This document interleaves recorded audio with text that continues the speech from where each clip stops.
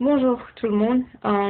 Ici je reviens dans cette vidéo pour parler d'un pays qui nous saoule vraiment en Afrique. Il est question de la France.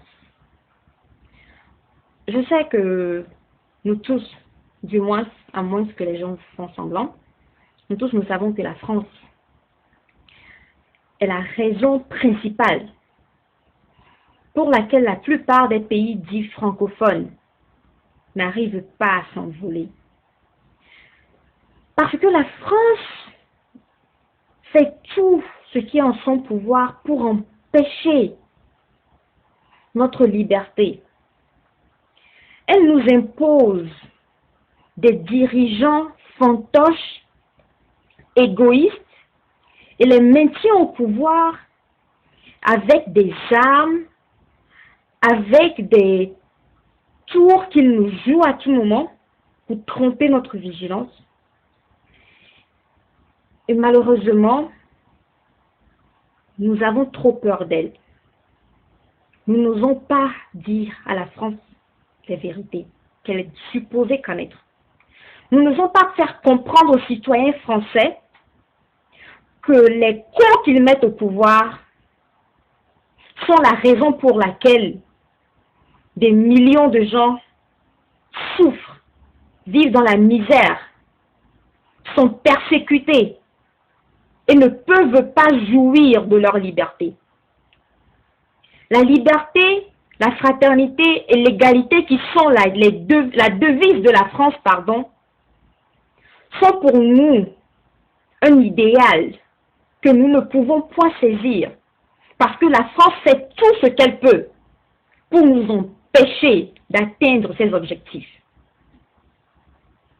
Quand je prends l'exemple de mon pays, le Togo, pourquoi la France se permet-elle à chaque fois de faire la propagande d'un régime sanguinaire?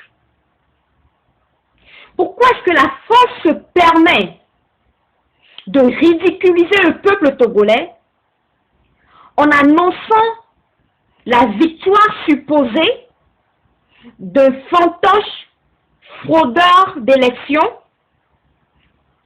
quand nous savons tous que ce monsieur n'a jamais remporté aucune élection au Togo? Quand Yacine Eyadema, la pire chose qui soit arrivée au peuple togolais, qui a gouverné notre pays pendant 38 ans, était décédé en 2005, le chauve qui gouvernait la France à l'époque, Chirac Jacques, a dit sur les antennes de la radio de propagande française RFI qu'il a perdu un ami personnel et un grand ami de la France. Pendant 38 ans, ce monsieur nous a fait connaître des misères au Togo. Il a été la principale source de la chute de notre pays. Des milliers de Togolais ont trouvé la mort. D'autres milliers ont été emprisonnés et torturés. Et je ne saurais compter toutes ces personnes qui ont quitté le pays pour trouver un peu plus de sécurité ailleurs. Et le Togo n'est pas le seul pays qui est victime de la France. Nous sommes des dizaines de pays africains qui sommes toujours sous le joug de la France.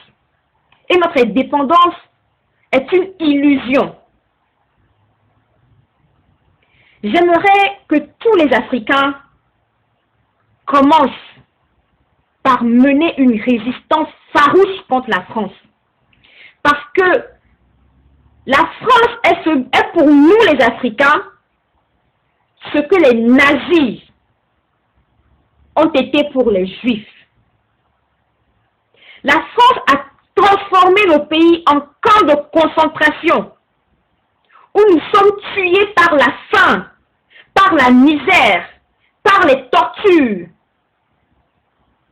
La France, non seulement elle se contente de piller nos pays, en plus elle nous nargue en nous traitant de tous les noms et en se moquant de surcroît de notre intelligence, en faisant croire aux gens de par le monde que sans elle, nos pays ne s'en sortiraient pas, quand nous savons très bien que c'est le contraire. Si ce n'est pas le lait et le fromage, je ne sais pas ce que la France peut produire sans l'Afrique. Elle dépend de l'Afrique à tous les niveaux. Ce sont nos réserves d'or qui permettent à la France de maintenir sa puissance économique. Et elle vient nous bluffer avec ses papiers qu'elle nous impose comme monnaie qu'elle appelle le CFA. Sans le travail de nos agriculteurs dans les champs en Afrique, les Français ne se lèveraient pas chaque matin pour s'engouffrer de café et de chocolat. Sans les efforts de nos parents dans les villages en Afrique, les Français n'auraient même pas de quoi porter parce que le coton, ça vient de chez nous.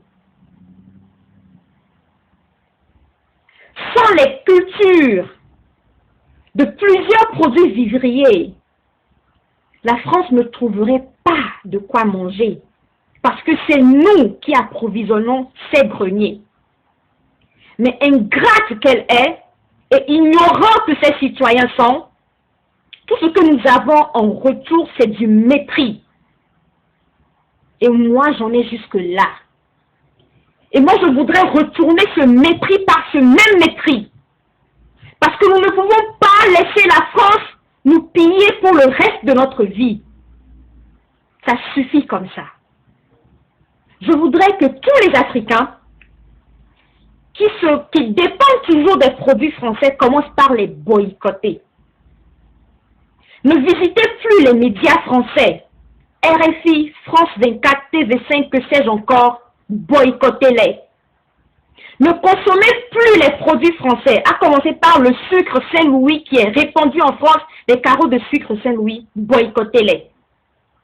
Tous les produits de consommation, les fournitures scolaires de vos enfants, vos vêtements, vos produits alimentaires, tout ce qui vient de la France, je dis bien boycottez-les.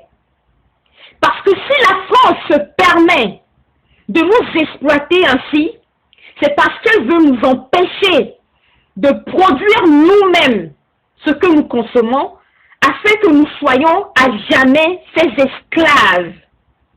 Malheureusement, ça ne passera plus.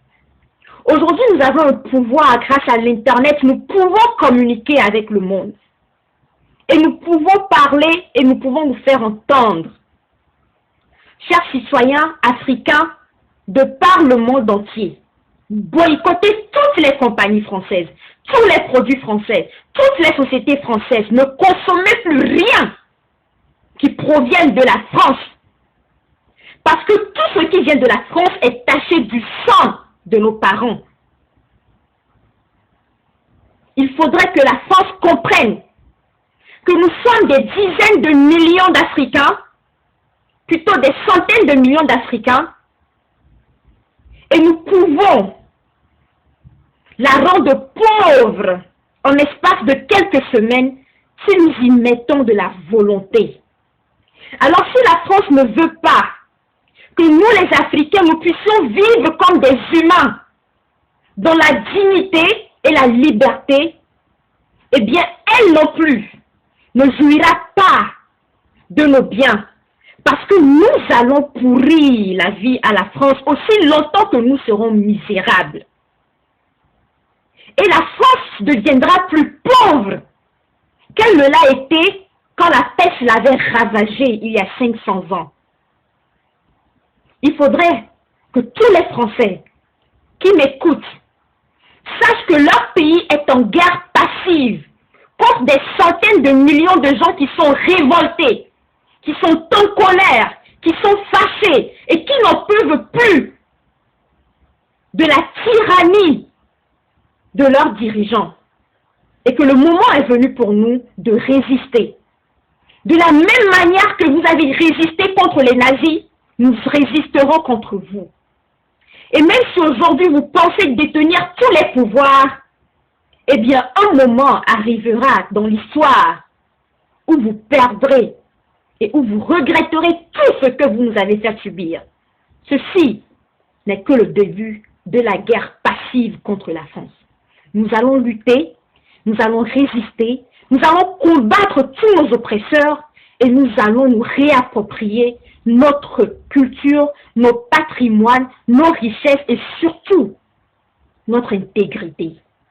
Je vous remercie. Farida Nabourema.